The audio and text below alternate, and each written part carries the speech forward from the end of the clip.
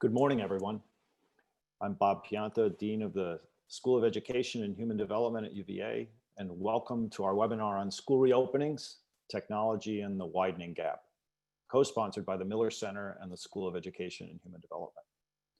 In this session, we hope to engage in a broad discussion about school reopenings during the COVID-19 pandemic, what to expect or invent in its aftermath. We'll explore how racial, disability, and socioeconomic disparities have been exacerbated by the new learning from home model, and how technology can play a key role in supporting students during the 2021 school year and beyond. We hope to not only focus on the immediate needs of our K-12 students, educators, and families, but also what we can learn from this natural experiment in education to shape a more effective and equitable system of schooling in the future. Couple quick logistic items before we start. During the second half of today's session, we'll include time for your questions, which you can pose at any time during the webinar through the Q&A icon at the bottom of your Zoom window. Please pose them anytime. We'll get to as many as we can. And thanks again to the Miller Center staff for the many ways that they've facilitated today's event. So let's get started. I'm joined today by two leaders in their respective fields, each bringing unique perspectives on the current crisis and visions for a better future. Let me introduce them to you. Kimberly Robinson is the Richard A. Merrill Professor of Law with appointments in the School of Education and Human Development and the Batten School of Leadership and Public Policy. She's a national expert who speaks domestically and internationally about education equity, equal education opportunity, civil rights, and the federal role in education. Kimberly's scholarship has been published widely in leading journals and proposes innovative legal and policy solutions for ensuring that all children receive equal access to an excellent education. Bart Epstein is a graduate of the UVA Law School and former education technology entrepreneur, a research associate professor at the School of Education and Human Development, and the leader of a national initiative to improve the impact of education technology on student learning. Bart is the CEO of the nonprofit EdTech Evidence Exchange that is working to crowdsource education technology feedback from thousands of teachers nationwide to enable better decision-making and more effective use of the potential that EdTech provides. Welcome, Kimberly and Bart. We have about an hour together. We'll start with some comments to frame the discussion, and then I'll pivot to some questions to each of you. And after about a half hour, we'll move to answer questions from our audience. Let me start with a little bit of a frame for today's discussion. One might think of COVID as a stress test for public education. It's been imposed on a system that operates on thin margins, and it's exposed all of its vulnerabilities. Our initial reactive response to the pandemic, the move to online last spring, was largely understandable, and in many quarters was not all that successful. Too many students with little to no access, many with access never signed in, and learning activities that seemed cobbled together. And most of our vulnerable students received little direct support. It's not clear whether our experience of the spring and all the preparation this summer to open in person has led to a better prepared system this fall. All this has been made far more complicated by the politics, but perhaps as or more responsible has been the utter failure to invest, to provide more resources in preparing for this year. K-12 and higher education saw meager returns from the trillions in COVID stimulus, and teachers had precious little time and opportunity to plan over the summer. Work that would have involved planning lessons, planning models, planning delivery models and spaces, planning to engage resources in the community. We also see the consequences of our failure to invest in real curriculum, the kind of playbook for educators that guides their everyday decisions on what to teach, how to teach, and to whom. Because we've conflated real curricula with lists of standards and multiple choice tests, we find ourselves without that playbook to guide this pivot to online. So consequently, school leaders, decision makers, and teachers have again been put in a position to improvise. So here we are. Bart and Kimberly, could you each reflect for a few minutes on what you see as the critical set of gaps or vulnerabilities in public education exposed by COVID?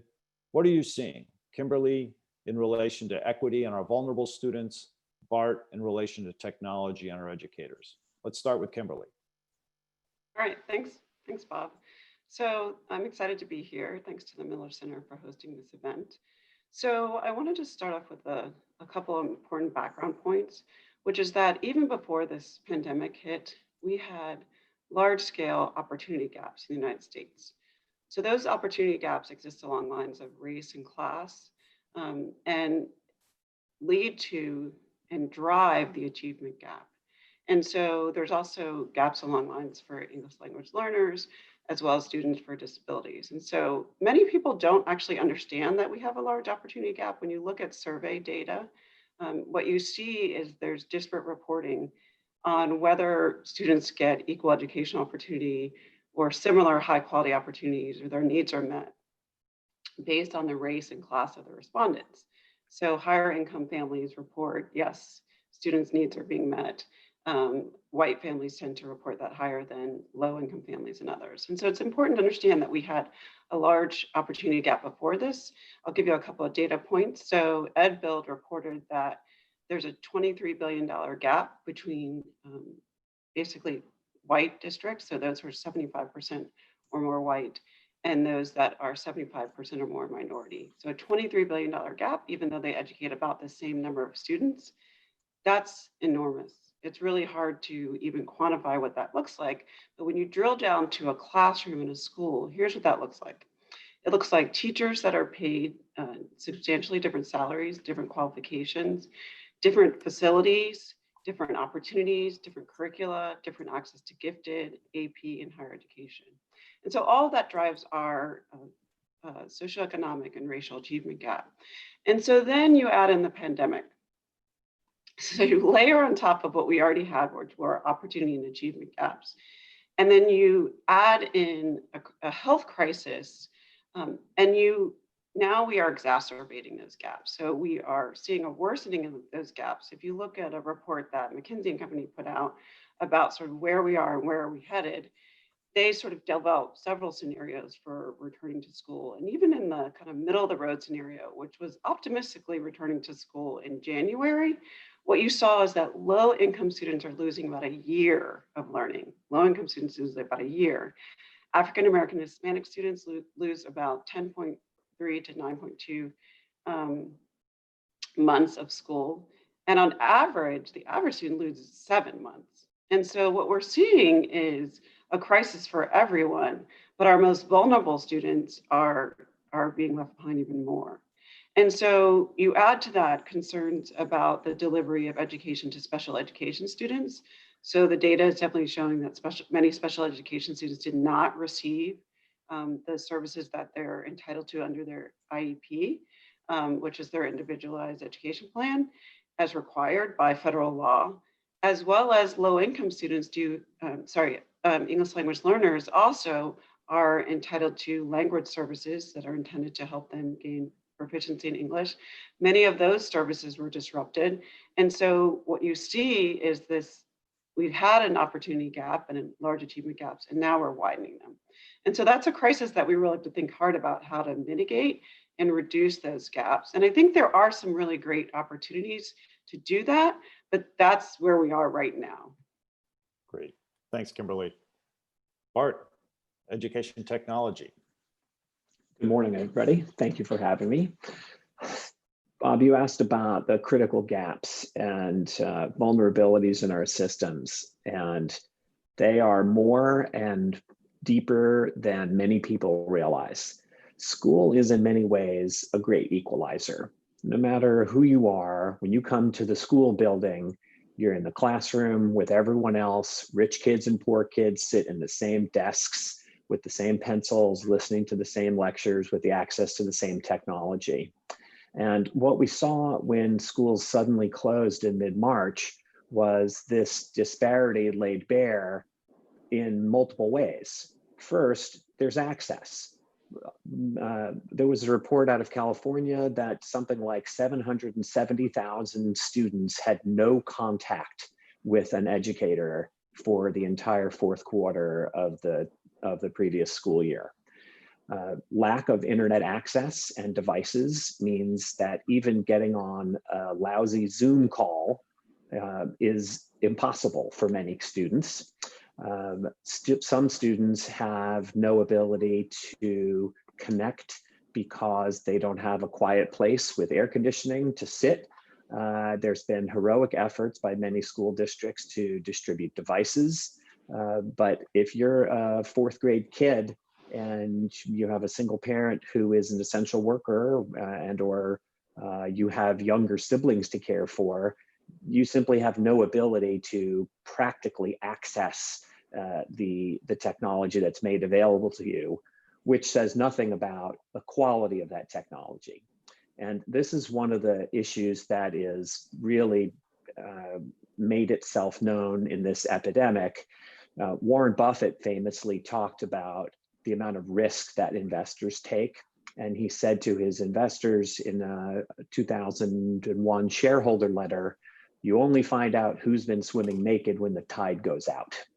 And we only find out which school districts have invested in preparing for a catastrophe and remote learning and building all of those systems when a pandemic arrives. And so we have seen that these critical infrastructure and support systems have generally not been put in place in many places that need them most.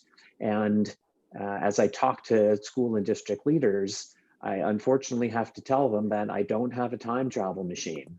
There is no shortcut for going back and spending the previous 3 years doing requirements gathering, learning what your needs are, building consensus around which technologies to use, doing pilots, trial runs. And the result that we see now is tens of millions of kids who are in terrible jeopardy of falling even further behind in a system that depends on momentum for success.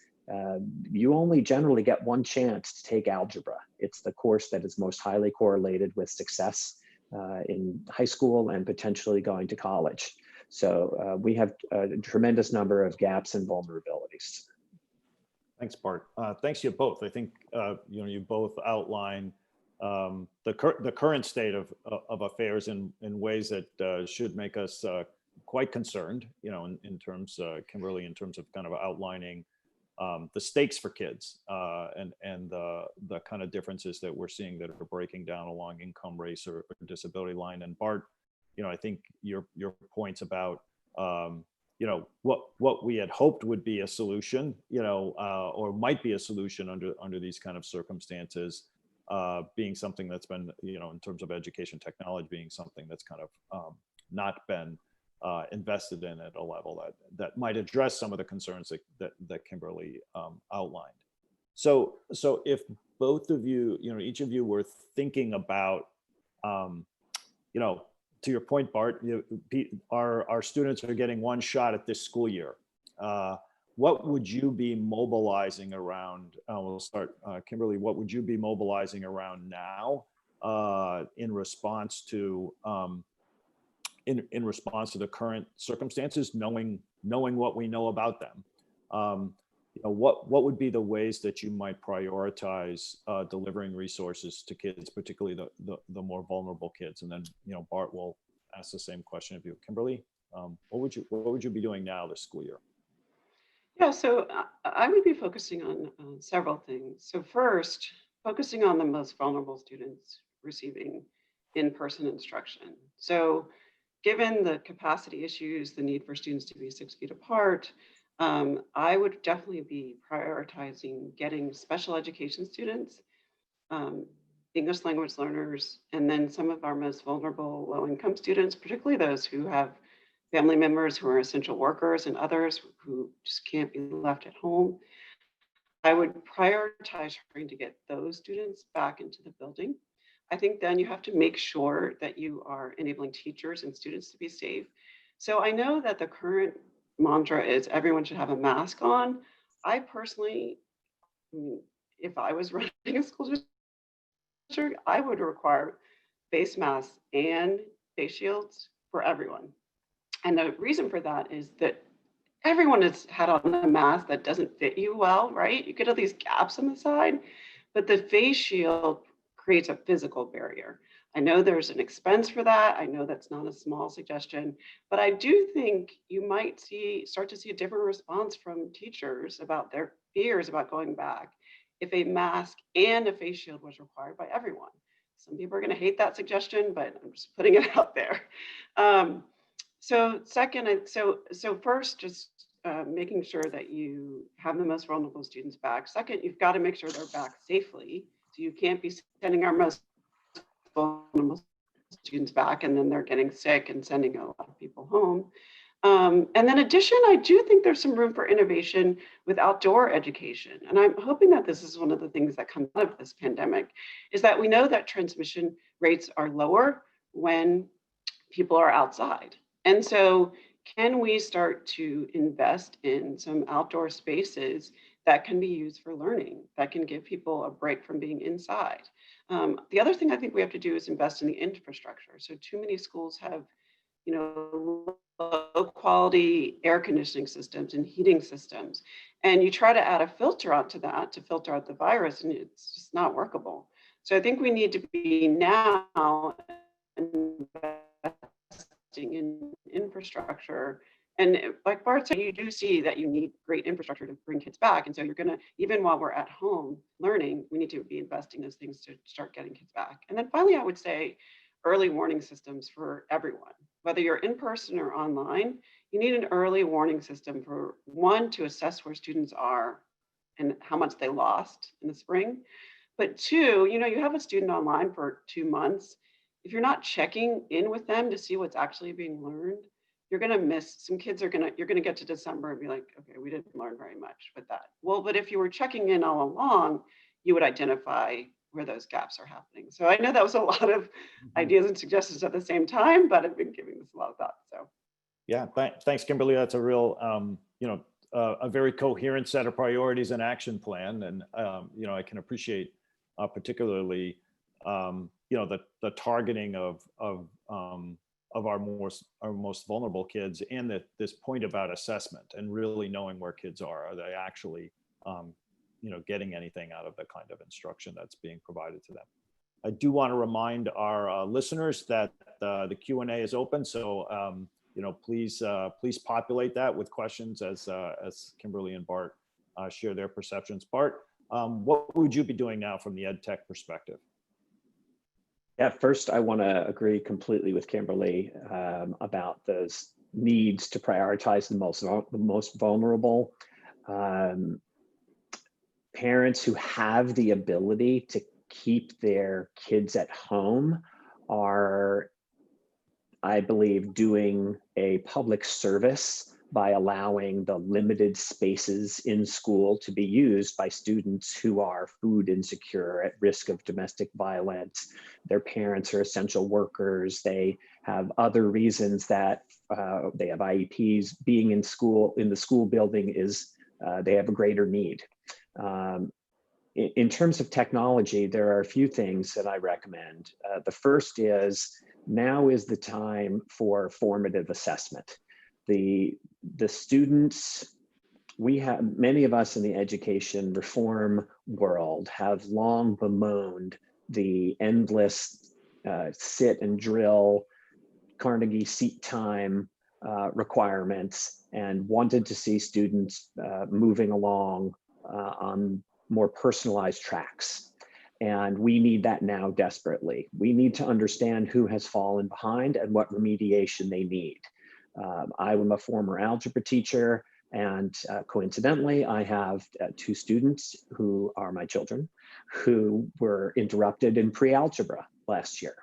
And I can't imagine trying to teach a class of algebra students this fall if some of them never finished the 4th quarter of pre-algebra and did no algebra for the last 6 months, while others continued learning on their own. We need quick, rapid, low stakes, informative assessments. The next thing we need is education technology licenses on a national basis. We have approximately 14,000 school districts in our country, and right now we leave it up to each individual school district to make purchase decisions about which education technology programs they should buy. It's very complicated. A lot of them make these decisions with almost no third-party evidence available, and a lot of times they make them wrong. There's no 2 ways about it. And it's unfair to millions of kids right now who have neither access to a teacher nor a good technology license we should make available on a national basis the programs that teachers say that they think are the best. The next thing that we need is on-demand online tutoring and homework help for every student, regardless of their situation. I spent 10 years helping to build the world's largest online tutoring and homework help service, and was the general manager of the Department of Defense program that to this day provides online tutoring to every US military family member. This stuff works. Giving kids the ability to connect to an expert tutor at the moment they're stuck is extremely powerful. And right now, there is a hodgepodge of programs around the country through public libraries in some states and through different employers. There is some talk about potentially creating a new arm of AmeriCorps to let those recent college grads who want to help be online tutors. And that's something that I strongly support, because kids have needs and we have to meet the kids where they are if we want to help them.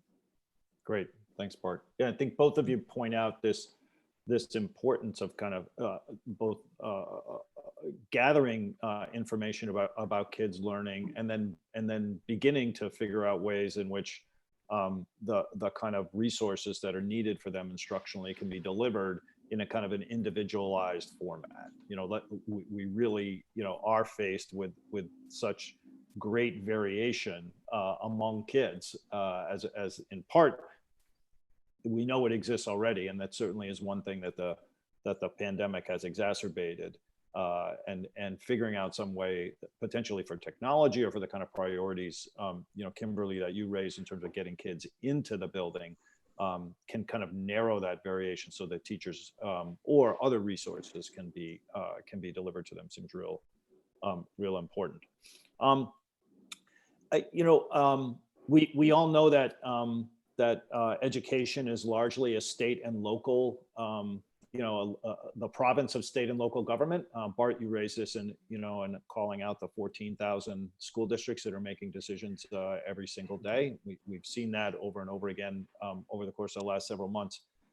I'd be interested in your thoughts about, what is or could be the role for the federal government here, either in the near term, in addressing the concerns of the near term, or thinking about post-COVID. And the ways that resources, particularly around equity and effectiveness, can be the focus of investment, so that when we come out of this, hopefully before too long, we actually have made some moves that can reduce some of the vulnerabilities that we currently see now. So let me just open that to either one of you to respond to the role of the federal government in post-COVID solutions.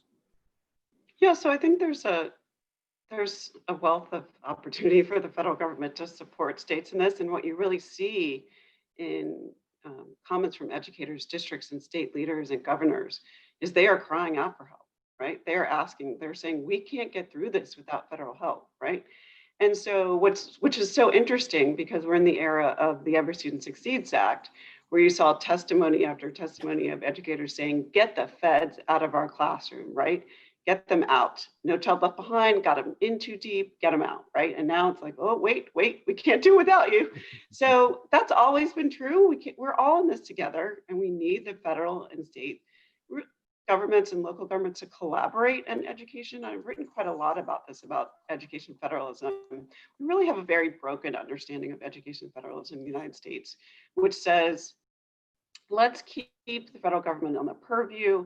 Let's have state and local governments do it, and they can decide how they do it, how they want, and tailor it to what students need. The problem with that is that the tailoring doesn't result in excellence for everyone. What the tailoring results in is politics driving education, and the more powerful getting the lion's share of wealth of resources, and then you get the gaps that I outlined at the beginning.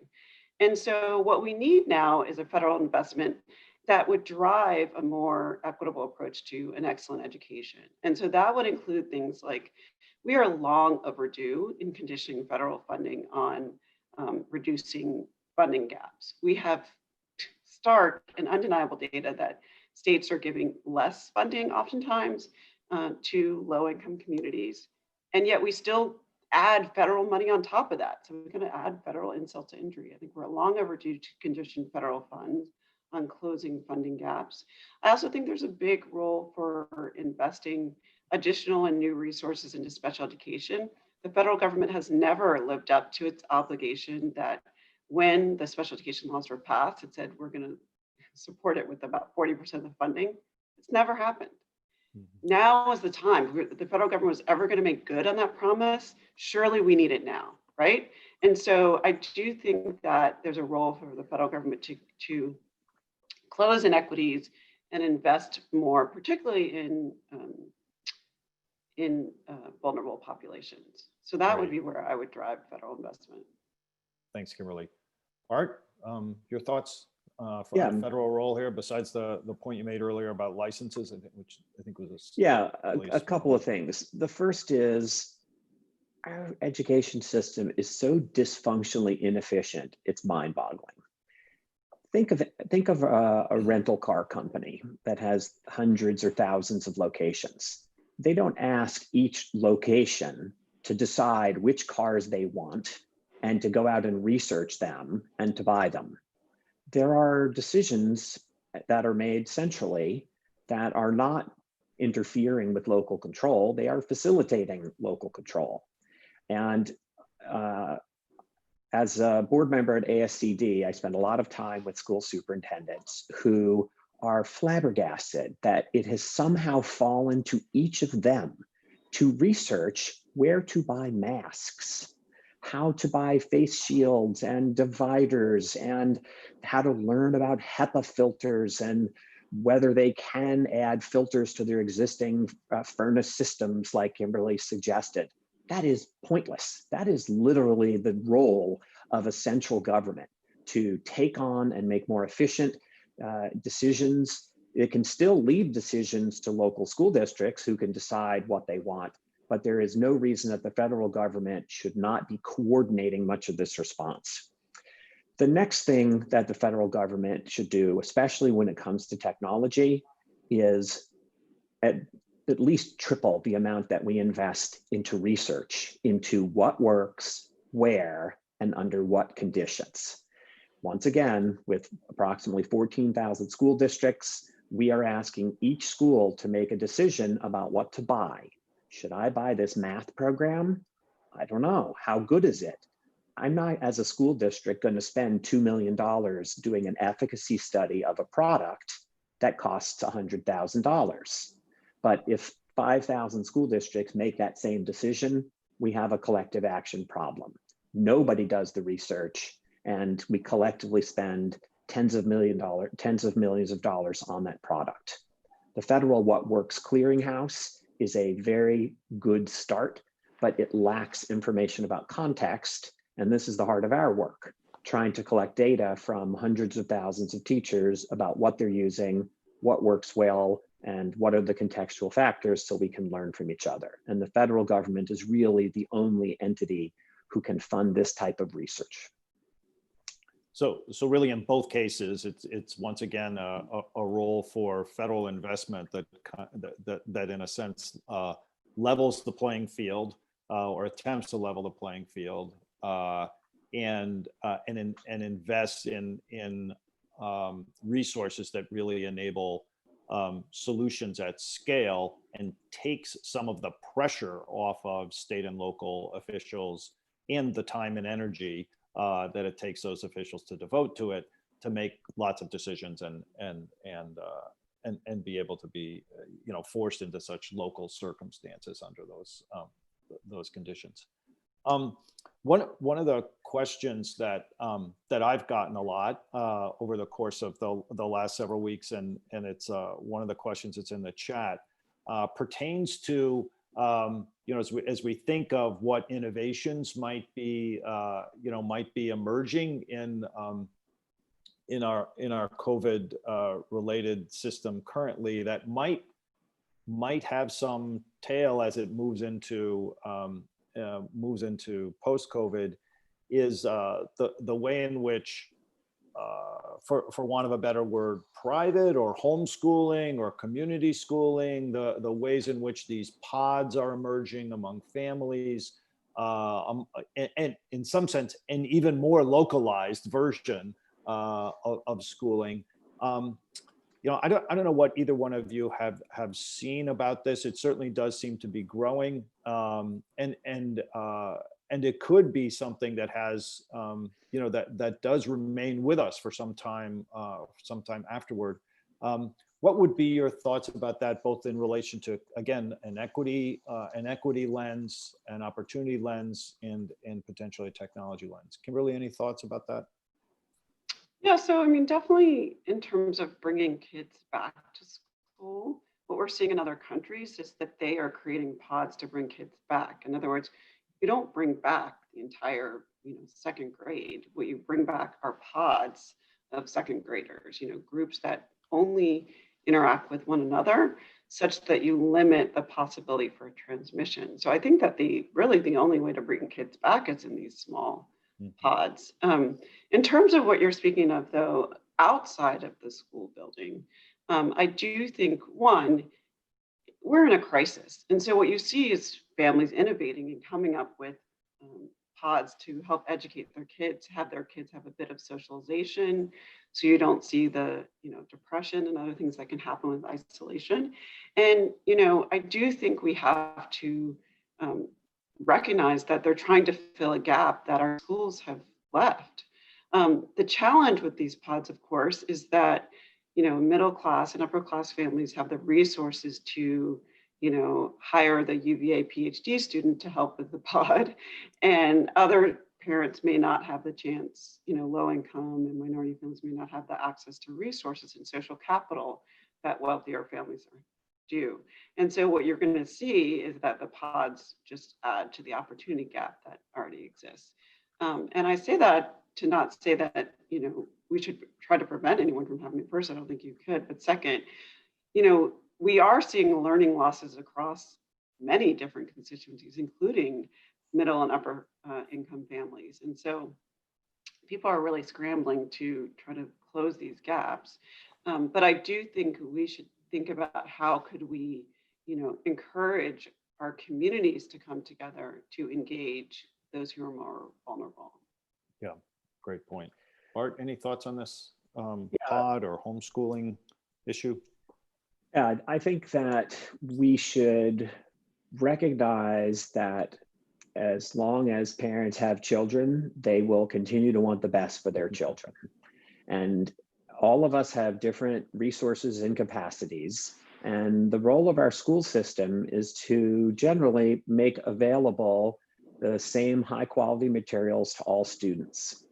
And in the case of pods, I think that means schools aggressively facilitating pods and providing support materials to parents, because in a middle or upper class neighborhood, you may have a stay-at-home parent who has an advanced degree who can spend 20 or 30 hours doing that research. What should I get? Let's get some mail-in chemistry kits. Let's get a 3D printer. What's a list of books that we should read?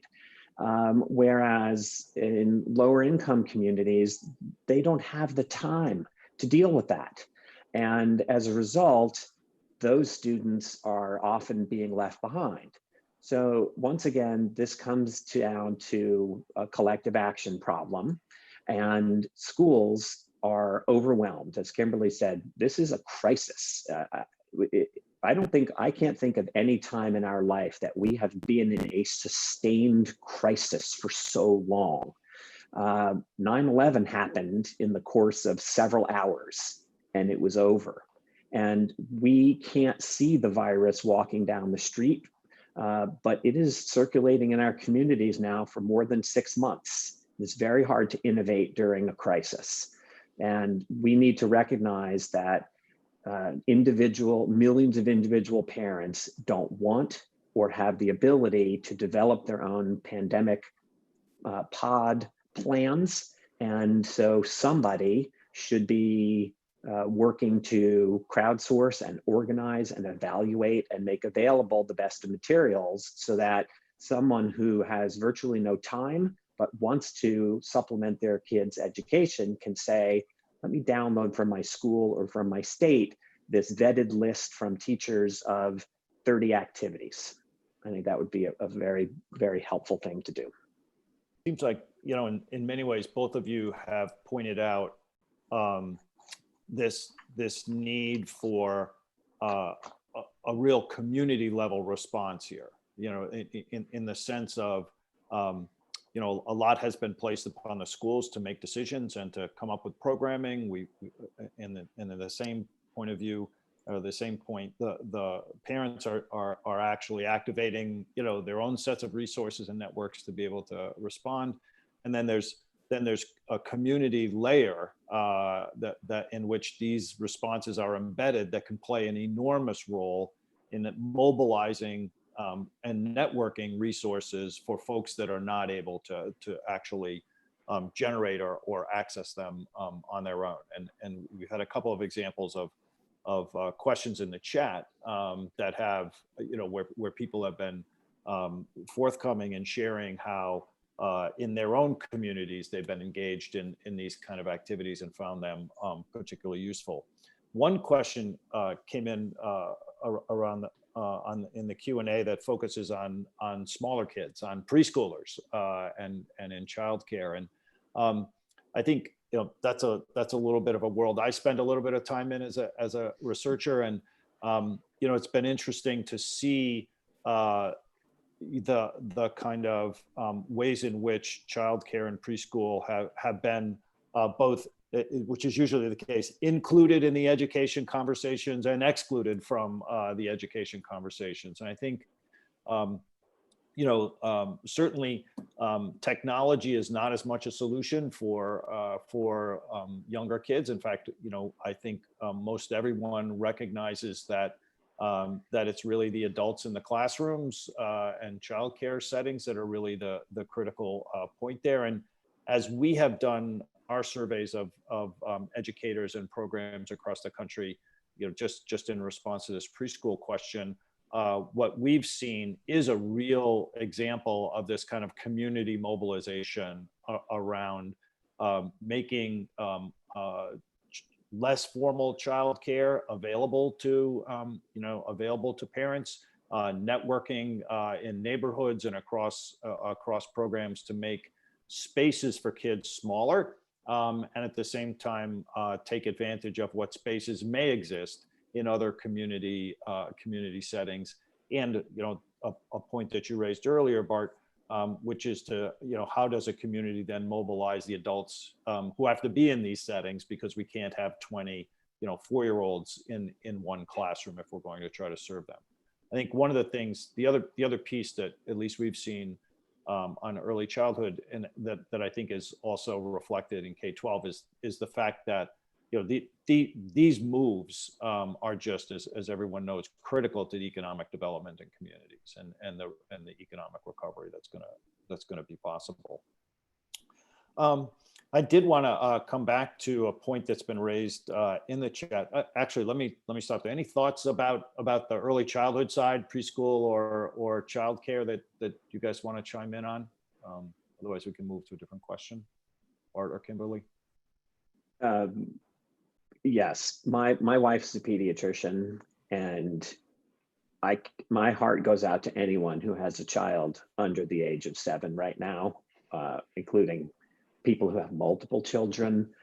It is a crisis exponentially exacerbated by the natural wiggliness of those children. The good news is they are, by all accounts so far, the least vulnerable and the least likely to spread. In part, it appears because their lungs are smaller, they don't breathe out as much.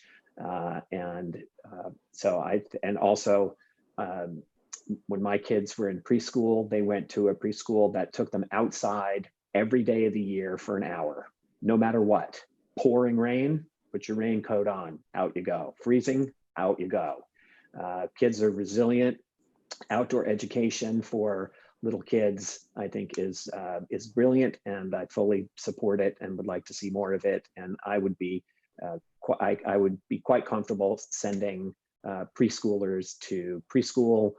Right now, the main issue is keeping the adults separate from each other. Mm-hmm. Kimberly, Yeah, I agree thoughts on with Bart on that. Outdoor education was going to be what I said. So yeah, we can move to another topic. Mm-hmm. Great. Question came in about the workforce, and how, clearly keeping educators safe, as both of you have talked about, is a paramount importance. But let's set that aside for a moment and think about the supports they need to be effective in this new environment as instructors, as as supports for their students.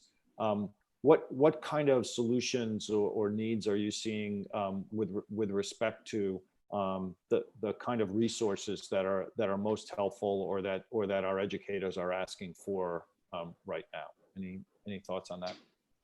I think what's most important actually for educators right now, because so many of them are teaching online and it's a new platform, is professional development that breaks down the science of online learning. And so that is a different way of teaching. It's different when you can, sit with a student and review a paper side by side versus having to deliver instruction, over a platform like this. And so, understanding the science of online learning is really important. What changes, how quickly students lose, concentration might decrease, how you have to pivot more, change up what's happening. You can't deliver 30 minutes of content and think by the end of that 30 minutes, the kids are still listening. Bite-sized chunks that are broken up by actions and activities, and also being innovative with that. There are opportunities for increasing access to amazing teaching, and resources and opportunities that are available virtually that you might not be able to otherwise bring into a classroom. And so I think trying to take advantage of those is something that has a lot of potential. But I do think educators understanding the science of online learning is really critical. And it's something that's usually not, professional development hasn't focused on it before now. So hopefully a lot of that was happening over the summer, but if it's not, if it wasn't, it needs to be happening immediately. Yeah, good point. In fact, I think the focus on the science of online learning actually needs to be kind of set parallel to the focus on the science of learning in general. That actually is a very big. Our colleague at UVA, Dan Willingham, has made this argument over and over again. In terms of teacher preparation, that oftentimes in the 1,600 teacher preparation programs across the country, there's a stunning level of variation in what those teacher candidates learn about actual learning and what we know about how kids learn. And Kimberly, I think you've raised a really important question here. Given that, now we're asking teachers to now think about a scientific basis for what they would teach and how they would teach online, which is even a step further. So great point. And to go to build on that, to go to Bart's point, you don't want them each to have to figure it out on their own. Like right. It's completely inefficient to say, okay, we're all pivoting to online, good luck. It's like, no, there's got to be training and access to, here are the key ways that you teach online, and you don't deliver that once over an hour. You've got to do multiple. You've got to pair teachers and let them practice technology and innovate and do all those things. But you have to invest the time in making it successful. It's not just go do the same thing you did. Yeah, that's right. And I think that's one of the ways in which the and one can understand this from every perspective. Doesn't have to be a political perspective at all, but district leaders spent a lot of time and an enormous amount of effort to try to sort out, do we open in person or do we open online, in the fall. And to the extent that in person was a focus, and again, very understandable, I know many district leaders very earnest in wanting to do that for all the right reasons. it could have absorbed time and attention that you might have put into, bolstering your online supports. Bart, I interrupted. What are your thoughts about this workforce support? Yeah, so the first thing is, I think we need to recognize and honor the reality that everyone is different. And just because everyone is a classroom teacher and is successful doesn't mean that all of them are interested in or capable of being a great online teacher. And so we should start by listening to our teachers and asking them about their preferences and their needs. When we did a survey this summer, a nationally representative survey of educators, we learned that the majority of professional development that they received related to online instruction was self-directed, which means the school districts didn't have any resources to share. They just said, here's your Zoom login, good luck. And some teachers, to the previous conversation about home environment, some teachers have great home offices where they have green screens and podcast microphones, and they love that and they take to it. But other teachers don't have that ability or that capacity or that interest. As we reopen schools partially, it makes complete sense to play to our strengths and to find out which teachers have the greatest health issues and other personal risks and have the overlapping technology capacity. The other thing to keep in mind here is that implementing new technology in schools is extremely difficult, even under the best of circumstances. The research that we've done shows that approximately 85% of all education technology in schools is either wildly underused or completely unused. And that's when everyone is in the school and they can come to meetings and they can review things together, and the tech people are in the same room, and nobody has their own children from home knocking on their doors. Trying to implement any new technology during the pandemic is a degree of difficulty that's off the charts. And so school and district leaders should be very, very cautious about expecting people to do anything new under these conditions. Yeah, thanks. We have a question came in, I think that's on everybody's mind, and it certainly has been something that we've seen a lot in the media and a number of reports, are concerns about kids, but also educators, but we'll focus for a moment on kids, coming back to school with possibly from parents where the parents have lost a job and been forced into foreclosure or been evicted, or themselves may have contracted COVID somewhere and been subjected to the health consequences of that, or lost someone to COVID.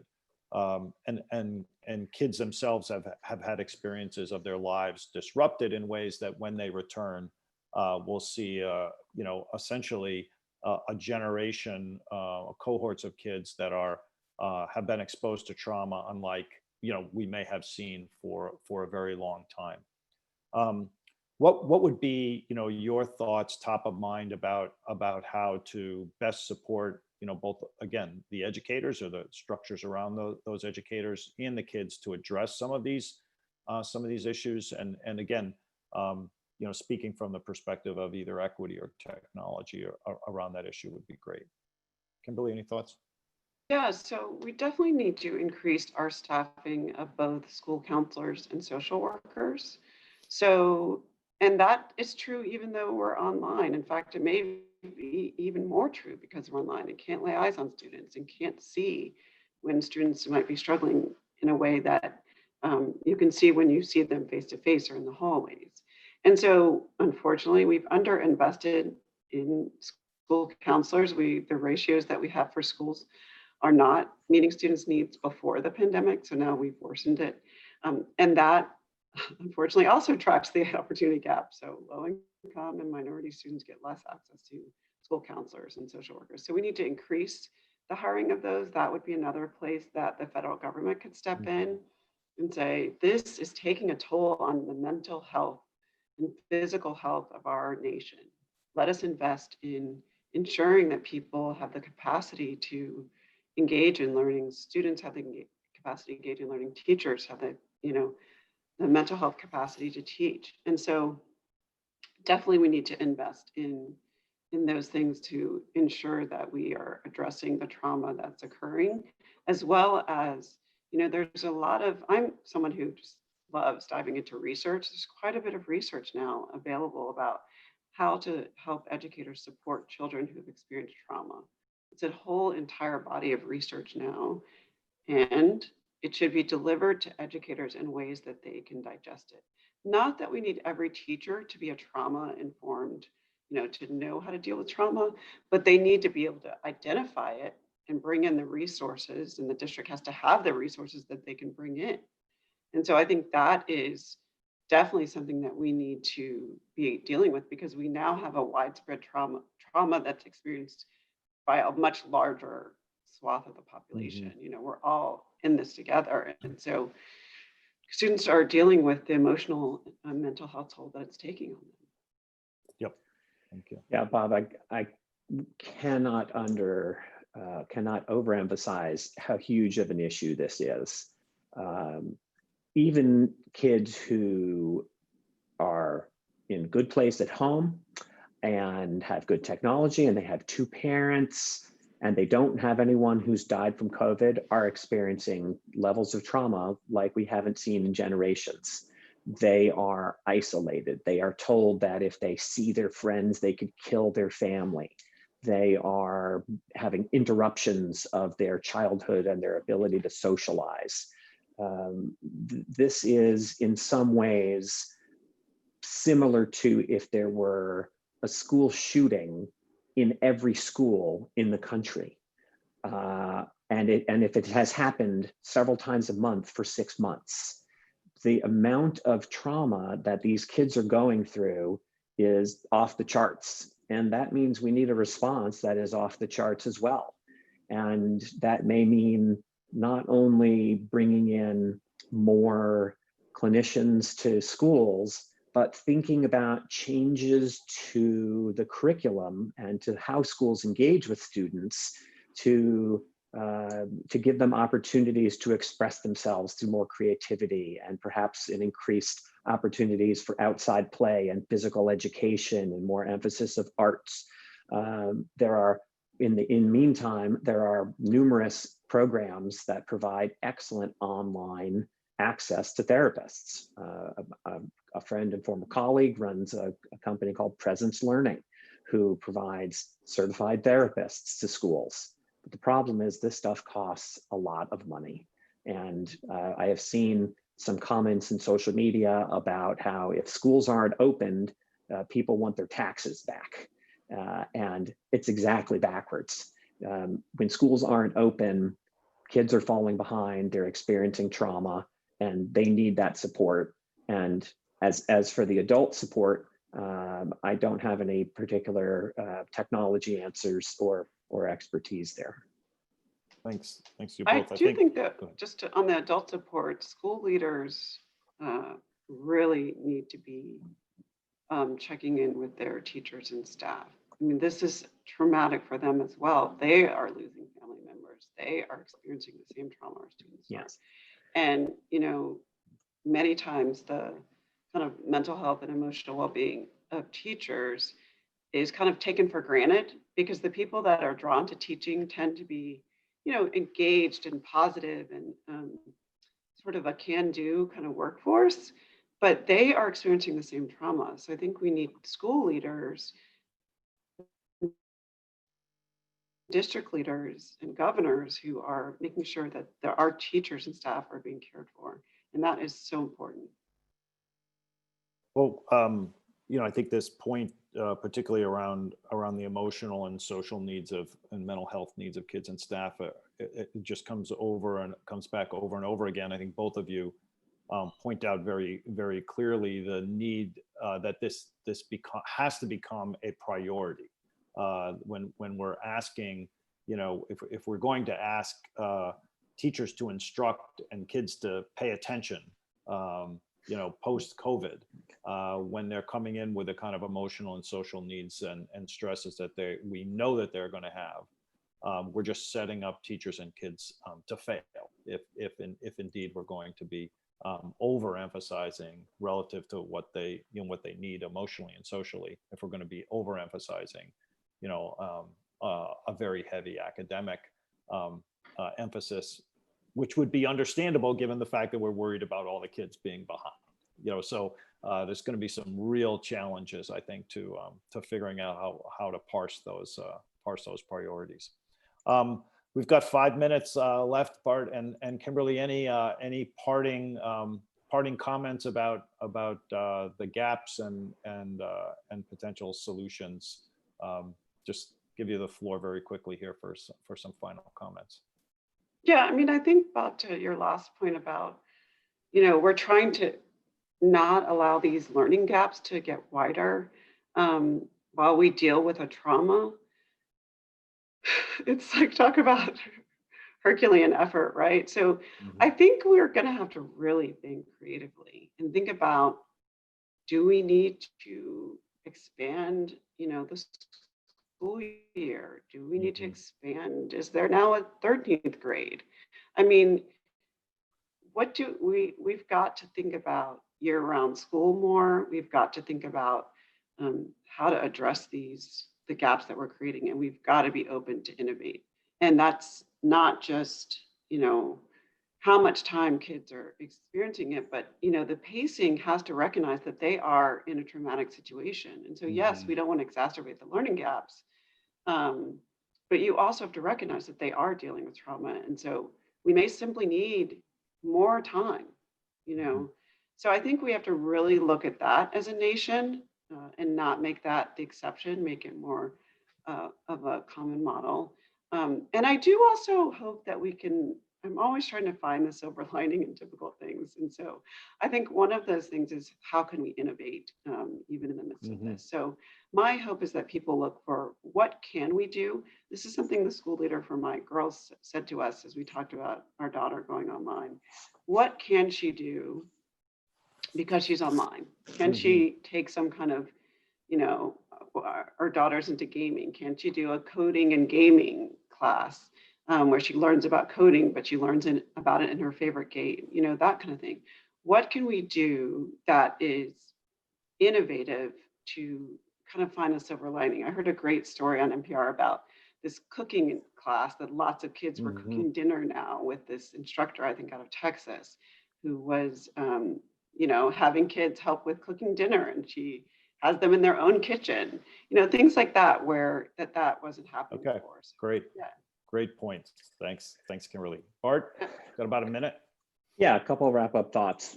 First, yes to year-round school. Yes to experimenting with new models. As you move through your educational experience and go to university, class sizes get larger as we have specialization supported by smaller group instructors. So for example, I took an introduction to microeconomic theory, 360 kids in the lecture hall, but then we all had small sections. That model, when we're online, could be worth considering. Why should we expect 100,000 11th grade social studies teachers to each develop their own killer presentation? How about let's work with the associations to identify some exemplars and put some resources into shared materials that everyone can use. Another thing we need is to recognize that every other industry has been revolutionized and improved by technology, except for education. We have not gotten it right yet. It has tremendous potential. And unfortunately, if we don't get education technology right, there is going to be tens of millions of students who are at risk of never recovering. And that's going to take concentrated federal effort, as well as a collective understanding that technology, when properly used and implemented, can be something that saves time and empowers teachers to focus on what they need to do and do best. Great. Thanks, Bart. Thanks to both you and Kimberly for sharing your thoughts with us today. Thanks to our colleagues at the Miller Center. Thanks for everybody who was online with us today as part of the session this morning. Thanks very much for your interest in and support for education in our community. Take care, everyone. Bye-bye. Thank you. Bye-bye.